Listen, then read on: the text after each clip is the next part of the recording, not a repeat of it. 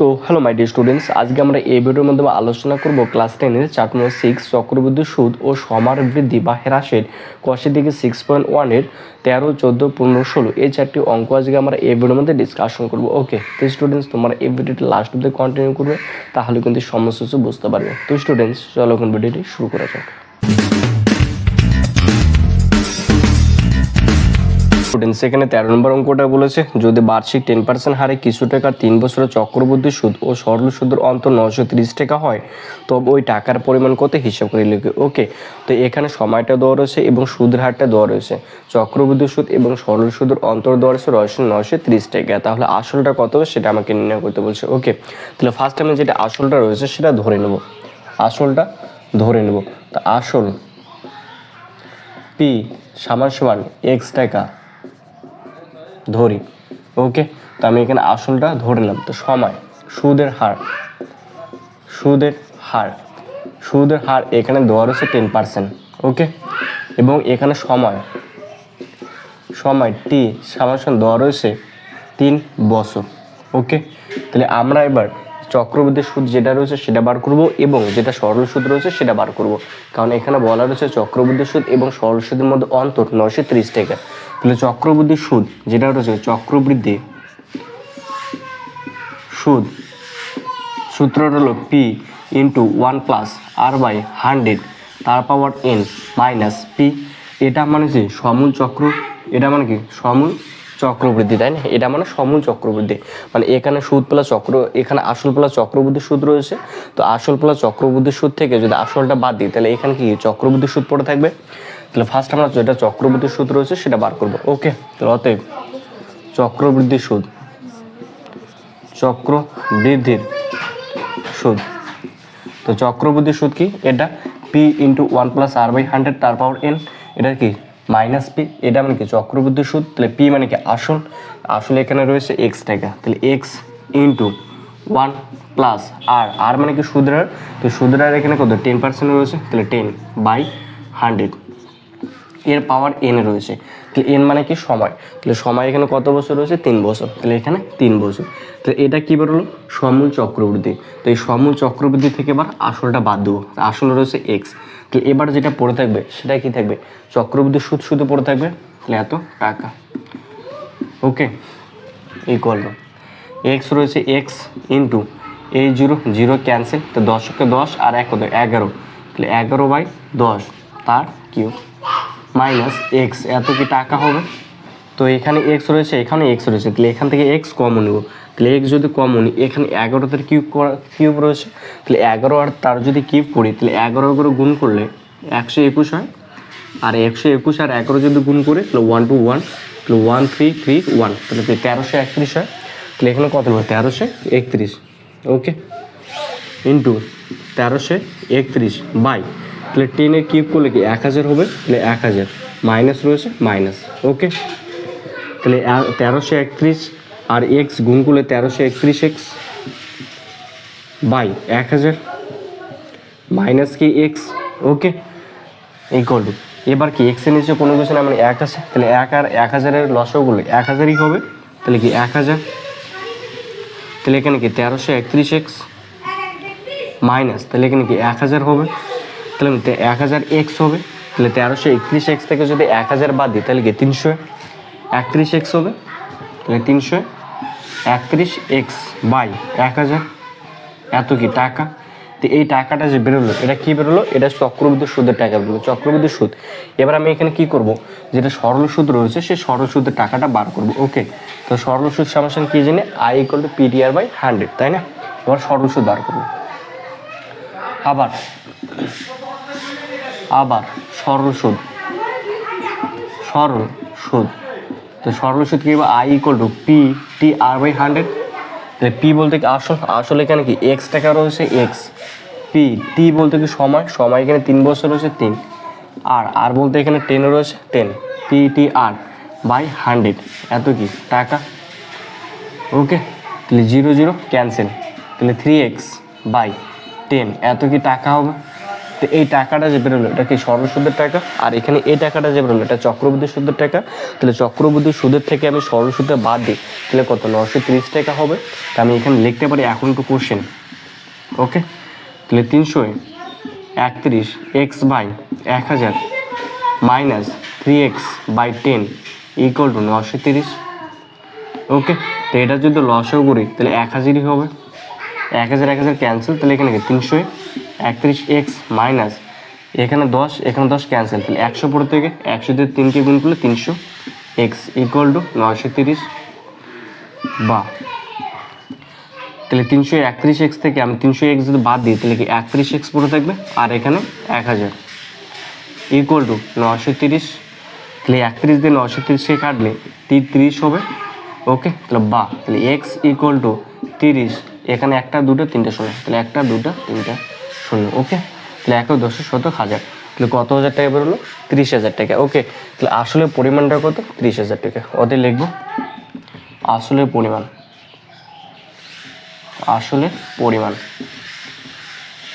তাহলে 30,000 টাকা। ওকে, এটা আনসার হবে। তো স্টুডেন্টস আশা করি তোমরা অবশ্যই বুঝতে পেরেছো। এরপর যেটা নেক্সট নাম্বার অঙ্ক রয়েছে 14 নম্বর, সেটা করে নেব। তো স্টুডেন্টস এখানে 14 নম্বর অঙ্কটা বলেছে বার্ষিক চক্রবৃদ্ধি সুদের হার যদি প্রথম বছর 7% হয় এবং দ্বিতীয় বছর 8% হয়, তবে 6,000 টাকার 2 বছরের চক্রবৃদ্ধি সুদের পরিমাণ কত সেটা আমাকে হিসাব করে লিখতে বলেছে। ওকে, তো এটা 14 নম্বর অঙ্ক। তো এখানে আসলটা দেওয়া রয়েছে, এখানে আসলের পরিমাণটা দেওয়া রয়েছে 6,000 টাকা, 6,000 টাকা।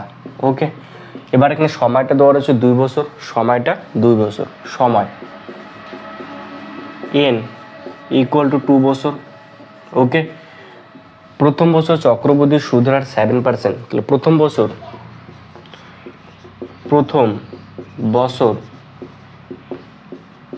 চক্রবৃদ্ধি সুদের হার দেওয়া রয়েছে 7% এবং দ্বিতীয় বছর চক্রবৃদ্ধি সুদের হার দেওয়া রয়েছে 8%, তবে এই 2 বছরের চক্রবৃদ্ধি সুদের পরিমাণ কত হবে সেটা আমাকে নির্ণয় করতে বলছে। ওকে, তা আমরা কি জানি সমূল চক্রবৃদ্ধি, অতএব সমূল চক্রবৃদ্ধি সমান কি পি বলতে কি আসল, সমূল চক্রবৃদ্ধি সূত্রটা জানি আমরা পি ইন্টু 1 + r/100 তার পাওয়ার n, এটা কি সমূল চক্রবৃদ্ধি। এবার এখানে দেওয়া রয়েছে প্রথম বছর 7% এবং দ্বিতীয় বছর 8%। যদি এরকম থাকে তাহলে তখন চক্রবৃদ্ধি সমূল চক্রবৃদ্ধি হবে P into 1 + r/100 into 1 + r/100। ওকে, এটা মানে কি প্রথম বছর, এটা মানে হচ্ছে প্রথম বছর চক্রবৃদ্ধি সুদের পরিমাণ, চক্রবৃদ্ধি সুদের হার, আর এটা মানে হচ্ছে দ্বিতীয় বছর চক্রবৃদ্ধি সুদের হার। ওকে, এবার যে 3 বছর থাকতো তাহলে এখানে 1 + r/2/100 এরকম হতো সূত্রটা। ওকে, তো এখানে কি বলেছে আমরা সমূল চক্রবৃদ্ধিটা বার করব।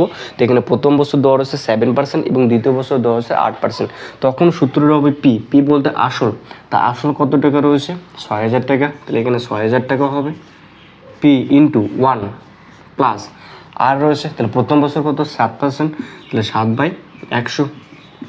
ওকে, এবার দ্বিতীয় বছর কত 8% রয়েছে, তাহলে দ্বিতীয় বছর হবে 1 + r/100, তাহলে এত কি টাকা। ওকে, তাহলে 6,000 টাকা রয়েছে, 6,000 টাকা ইন্টু 100 আর 1 গুণ করলে 100, 100 সঙ্গে 7 গুণ করলে 100, 7/100 ইন্টু 100 আর 1 গুণ করলে 100 আর 8 যোগ করলে 108/100, এত কি টাকা হবে। ওকে, তো একটা শূন্য ক্যান্সেল, একটা শূন্য ক্যান্সেল।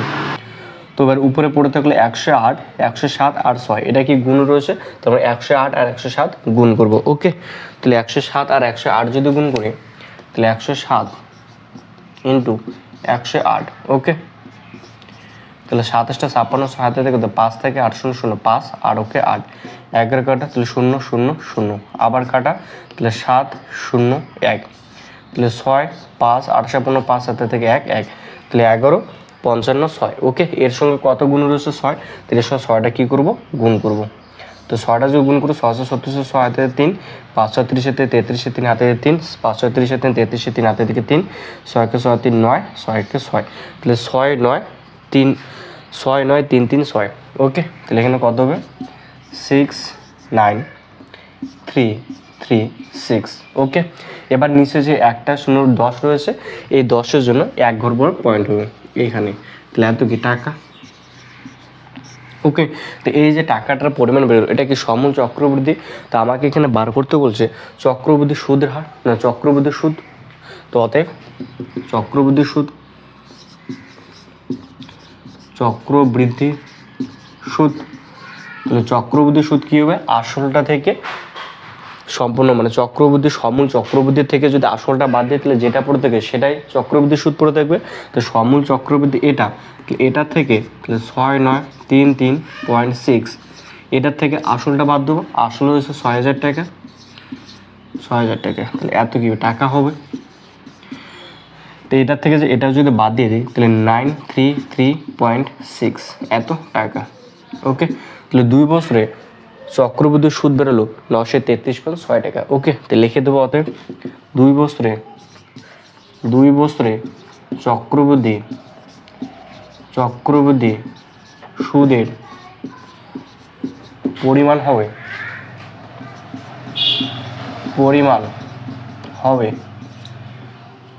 933.6 টাকা, 933.6 টাকা। ওকে, তো স্টুডেন্টস আশা করি তোমরা অবশ্যই বুঝতে পেরেছো। এরপর যেটা নেক্সট নাম্বার অঙ্ক রয়েছে, নেক্সট নাম্বার অঙ্কটা আমরা করে নেবো। ওকে, তো স্টুডেন্টস এরপর এখানে 15 নম্বর অঙ্কটা বলেছে বার্ষিক চক্রবৃদ্ধি সুদের হার যদি প্রথম বছর 5% হয় এবং দ্বিতীয় বছর 6% হয়, তবে 5000 টাকা 2 বছরে চক্রবৃদ্ধি সুদ কত টাকা হবে সেটা নির্ণয় করতে বলছে। ওকে, তাহলে আগেরটার অঙ্ক যেরকমটা করেছিলাম সেম টু সেম অঙ্ক, জাস্ট এখানে শুধু মানগুলো আলাদা রয়েছে। ওকে, তাহলে এটা 15 নম্বর অঙ্ক, আসলটা দেওয়া রয়েছে, আসল পি সমান দেওয়া রয়েছে এখানে 5000 টাকা, সময়টা 2 বছরে দেওয়া রয়েছে, সময় 2 বছর। ওকে, তাহলে প্রথম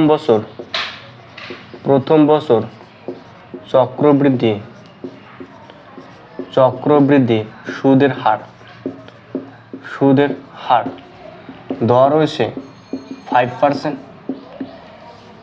এবং দ্বিতীয়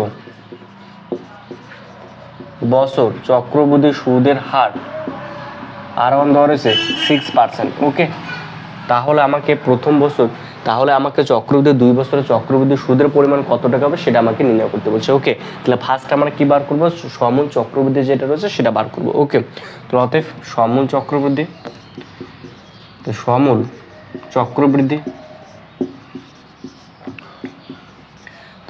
চক্রবৃদ্ধি কি হবে, সমূল চক্রবৃদ্ধি সুদের সূত্রটা ছিল P × 1 + R/100। ওকে, যখন আবার এরকম থাকবে তখন শুধু জাস্ট এই পিটার বসবে না, পিটার পরিবর্তে শুধু এটাই বসবে, তাহলে 1 + R1/100। ওকে, তাহলে সূত্রটা কোনটা, এটা, তাহলে আমরা সূত্রটা এটা লিখবো এখানে। তাহলে পি বলতে এখানে আসল এখানে কতটা 5000 টাকা রয়েছে, তাহলে 5000 টাকাই ইন্টু 1 রয়েছে, তাহলে 1 + R, তাহলে প্রথম বছর কত রয়েছে 5%, তাহলে 5/100 ইন্টু 1 +, এবার এটা হচ্ছে দ্বিতীয় বছরের সুদের হার, তাহলে দ্বিতীয় বছরের সুদের হার কত 6%, তাহলে 6/100 এত কি টাকা হবে। ওকে, তাহলে 5000 ইন্টু, তাহলে 100 আর 1 গুণ করলে 100, 100-র সঙ্গে 5 যোগ করলে 105, তাহলে 105/100 ইন্টু, তাহলে 100 আর 1 গুণ করলে 100 আর 100-র সঙ্গে 6 যোগ করলে 106, তাহলে 106/100 এত কি টাকা। ওকে, তাহলে এখানে একটা শূন্য ক্যান্সেল, একটা শূন্য ক্যান্সেল, তো এখানে কি রয়েছে 105 আর 106 রয়েছে। ওকে, তাহলে 105 আর 106, তাহলে 105 আর 106 যদি গুণ করি তাহলে 530 হাতে 3 6 0 3 হয়, তো 6 কে 6 একবার কাটা, তাহলে 0 0 0 একবার কাটা, তাহলে 5 1 0 0 1, তাহলে 0 3 একবার 1 হাতে 1 1। ওকে, তাহলে 11 111 30। তো এরপর এখানে 5টা গুণাকার রয়েছে এটার সঙ্গে। তো এবার 5টা দিয়ে কী করবো, গুণ করবো। তাহলে 5 দিয়ে যে গুণ করে 5 0 0 3 5 15 5 7 থেকে 1 5 0 5 6 5 1 5 5 1 5। ওকে, তাহলে কত 55 650, তাহলে 55 650। এবার যেহেতু নিচে 10 রয়েছে তাহলে একবার আগে পয়েন্টটা হবে, তাহলে পয়েন্টটা কোথায় হবে, এখানে হবে। তাহলে আনসারটা হবে 5565 টাকা। ওকে, তো এটা কিসের টাকা বেরোলো, এটা হচ্ছে সমূল চক্রবৃদ্ধি বার হলো। তো এবার আমাকে এখানে বার করতে বলছে 2 বছরের চক্রবৃদ্ধি সুদের পরিমাণটা কত হবে সেটা আমাকে নির্ণয় করতে বলছে। তাহলে সমূল 2 বছরের সমূল চক্রবৃদ্ধি হলো 5565। তাহলে এটার থেকে আমরা আসলে যদি বাদ দিই তাহলে যেটা পড়ে দেবে সেটা 2 বছরের চক্রবৃদ্ধি সুদ পড়ে থাকবে। অতএব চক্রবৃদ্ধি সুদ, চক্রবৃদ্ধির সুদ, তাহলে 5565 মাইনাস 5000, তো 5565 5000 যে বাদ দিই তাহলে এখানে পড়ে থেকে 565 এত কি টাকা। ওকে, তাহলে 2 বছরে চক্রবৃদ্ধি সুদের পরিমাণ বেরোবে 565 টাকা। ওকে, তাহলে লিখে দেবো অতএব 2 বছরে চক্রবৃদ্ধি সুদের পরিমাণ হবে 565 টাকা। এটা কি হবে, আনসার হবে। ওকে, তো স্টুডেন্ট আশা করি তোমরা অবশ্যই বুঝতে পেরেছো। এরপর যেটা নেক্সট নাম্বার অঙ্ক রয়েছে 16 নম্বর, সেটা করে নেব। তো স্টুডেন্টস এখানে 16 নম্বর অঙ্কটা বলেছে কোনো নির্দিষ্ট পরিমাণ মূলধনে 1 বছরের সরল সুদ 50 টাকা এবং 2 বছরের চক্রবৃদ্ধি সুদ 102 টাকা হলে মূলধনের পরিমাণ ও বার্ষিক সুদের হার কত সেটা আমাকে নির্ণয় করতে বলছে। ওকে, তাহলে 1 বছরের সুদ সরল সুদ বলেছে 50 টাকা এবং 2 বছরের চক্রবৃদ্ধি সুদ বলেছে 102 টাকা হলে আমাকে এখানে নির্ণয় করতে বলছে আসলে পরিমাণ এবং সুদের পরিমাণটা, সুদের হারের পরিমাণটা কত ছিল সেটা আমাকে নির্ণয় করতে বলছে। ওকে, তাহলে ফার্স্ট এটা 16 নম্বর অঙ্ক। এখানে আসল আমরা x টাকা ধরে নিলাম। ওকে, x টাকা ধরি, তো আসলটা x টাকা ধরে নিলাম। ওকে, তো এখানে সুদের হার, তাহলে সুদের হারটা ধরে নেব, সুদের হার R% ধরি। ওকে, সুদের হারটা R% ধরে নিলাম। এবার কি সময়, এবার সময়টা দেওয়া রয়েছে, সময় t সমান দেওয়া রয়েছে 1 বছর। ওকে, তাহলে আসলটা ধরে নিলাম x টাকা এবং সুদের হারটা ধরে নিলাম R% এবং সময়টা t = 1 বছর ধরে নিলাম। অতএব সরল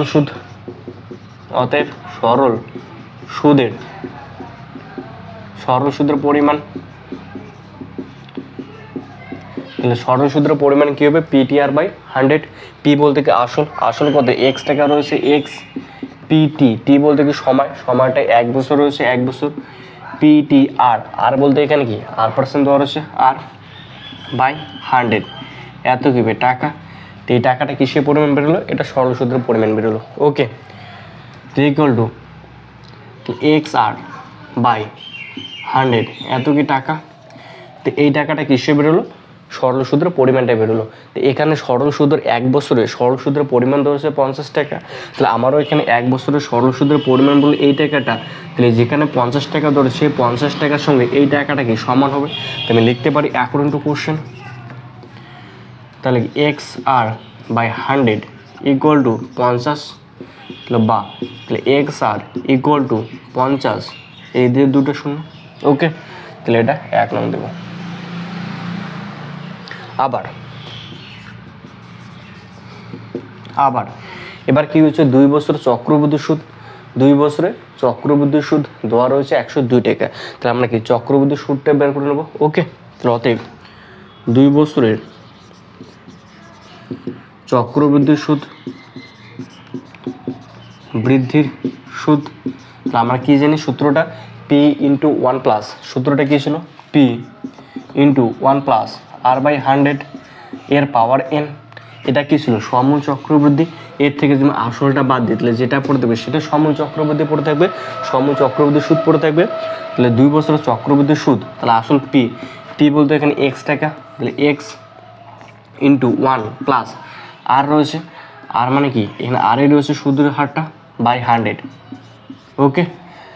তার পাওয়ার এন, এন বলতে কি সময়, তাহলে সময়টা এখানে কত বছর দেওয়া রয়েছে 2 বছর, সময়টা কত বছর দেওয়া রয়েছে 2 বছর বাই 2। তো এটা কী বেরোলো সমূল চক্রবৃদ্ধি। তো সমূল চক্রবৃদ্ধি এটার থেকে যদি আসলটা বাদ দিই তাহলে মাইনাস আসল কতটা এক্স টাকা, তাহলে এক্স। তাহলে এবার যেটা পড়ে থাকবে সেটা কি চক্রবৃদ্ধি সুদ পড়ে থাকবে অবশ্যই। তাহলে এক্স রয়েছে এক্স ইন্টু এটা যদি 1 রয়েছে তাহলে 100। এবার এখানে এক্স রয়েছে এখানে এক্স রয়েছে, তাহলে দুই পাশে থেকে এক্স কমন যায়, তাহলে ফার্স্ট আমি এক্স কমন নেব। তাহলে এক্স যদি কমন নিই তাহলে এখানে পড়তে 1 প্লাস আর বাই 100 সম্পর্কে এ স্কোয়ার মাইনাস 1, ওকে অবশ্যই। এরপর দেখো এরপর এখানে রয়েছে এটা যদি এ ধরি তারপরে বি, তো এ প্লাস বি তোর হোল স্কোয়ার সূত্র না, তো এখানে এ প্লাস বি তোর হোল স্কোয়ার সূত্রটা অ্যাপ্লাই করবো, ওকে। এক্স রয়েছে এক্স ইন্টু এ বলতে এখানে 1, তাহলে 1 তার স্কোয়ার সূত্রের 2, এ বলতে 1, বি বলতে আর বাই 100 ইন্টু বি স্কোয়ার মানে আর বাই 100 তার স্কোয়ার, ওকে। মাইনাস 1 রয়েছে মাইনাস 1 ব্র্যাকেট ক্লোজ। তাহলে এক্স রয়েছে এক্স, তাহলে 1 এর স্কোয়ার করলে 1 প্লাস 2 আর গুণ করলে 2r by 100 plus r square করলে আর স্কোয়ার বাই 100, তারপর দুটা শূন্য মাইনাস 1, ওকে। তাহলে মাইনাস 1 প্লাস 1 ক্যান্সেল, তাহলে x into 2r by 100 plus r square by 10,000, okay. তাহলে এক্স দিয়ে এটাকে এবার গুণ করুন, তাহলে এক্স দিয়ে যে গুণ করি 2xr by 100 plus x r square by 4টা শূন্য, ওকে। তাহলে এত কী বেরোলো টাকা বেরোলো। তো এই টাকাটা কিসের টাকা সুদের, চক্রবৃদ্ধি সুদের টাকা, তাই না এত টাকা। এবার আমার এখানে চক্রবৃদ্ধি সুদের টাকা দেওয়া রয়েছে, কত টাকা দেওয়া রয়েছে 102 টাকা দেওয়া রয়েছে। তাহলে এটার সঙ্গে 102টা কী হবে সমান হবে, তাই আমি এখানে লিখবো এখন টু কোশ্চেন, ওকে। তো স্টুডেন্টস আসলে তোমাদের এতটুকু হয়ে গেছে, এতটুকু মুছে দিলাম, ওকে। তো এই টাকাটা কার সঙ্গে সমান হবে 102 এর সঙ্গে সমান হবে, তো এই টাকাটা 102 এর সঙ্গে সমান করে দেবো, ওকে। তাহলে এখন একটু কোশ্চেন, তো 2x r by 100 plus x r square by 4টা শূন্য ইকুয়াল টু 102। তো এখানে কি 2x আর বা 100 রয়েছে, তো আমরা এখানে এক্স আর এর মান বার করেছিলাম 5000, ওকে। তাহলে এখানে এক্স আর এর জায়গায় কত লিখবো 5000 টাকা লিখে দেবো, ওকে। তাহলে তাহলে 2 রয়েছে 2 ইন্টু এক্স আর এর মান কত 5000, তাহলে 5000 লিখে দেবো 1 2 3 বাই 100 প্লাস রয়েছে প্লাস, তাহলে এখানে এক্স আর এর সঙ্গে একটা আর কি গুণ রয়েছে, তাহলে এক্স আর এর মান কত 5000, তাহলে এখানে 5000 লিখে দেবো, তার সঙ্গে আরটা গুণ রয়েছে, তাহলে 8 বাই 4টা শূন্য ইকুয়াল টু 102, ওকে।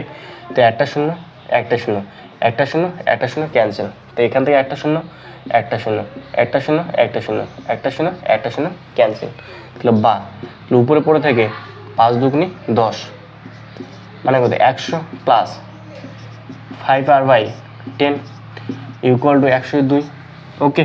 তাহলে 100টা ইকুয়াল টু এদিকে নিয়ে আসো, তাহলে তাহলে 5r by 10 equal to 102 minus 100, okay.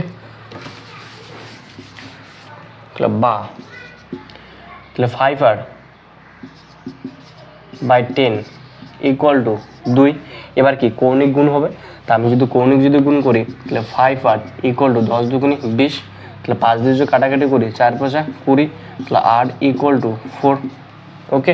তাহলে r ইকুয়াল টু কত বেরোলো 4 বেরোলো, তো r ইকুয়াল টু 4। তাহলে আমি আর কি ধরেছিলাম ধরেছিলাম এখানে সুদের হার, তাহলে সুদের হার কত পার্সেন্ট 4% বেরোলো। এবার আমাকে এখানে বার করতে বলছে আসলটা কত সেটা বার করতে বলছে, তা আমরা এখানে 1 নং সমীকরণে লিখেছিলাম, তাহলে এক্স আর ইকুয়াল টু 50 ছিল, তাহলে এক্স আর ইকুয়াল টু 5000 ছিল 1 নং যেটা সমীকরণ ছিল, তাহলে 1 নং সমীকরণে আর এর মানটা বসিয়ে দেবো, ওকে। আবার 1 নং সমীকরণে আর ইকুয়াল টু 1 নং সমীকরণে আর ইকুয়াল টু 4 বসিয়ে পাই। তাহলে 1 নং সমীকরণে এক্স আর ইকুয়াল টু 5000 ছিল, তাহলে এক্স ইন্টু আর এ মানে এখানে 4 ইকুয়াল টু 5000। ওকে, তো 4 দিয়ে যদি কাটাকাটি করি 4 ওকে 4, 5 যদি মিল করে 4 দুগুণি 8 রেখে 10, 4 5 20, তাহলে 1250। তাহলে এক্স ইকুয়াল টু 1250। ওকে, তাহলে এখানে সুদের হার কত বেরোলো 4% এবং আসলটা বেরোলো 1250 টাকা। এবার নিচে আনসারটা লিখে দেবো। অতএব সুদের হার 4% এবং আসলের পরিমাণ হলো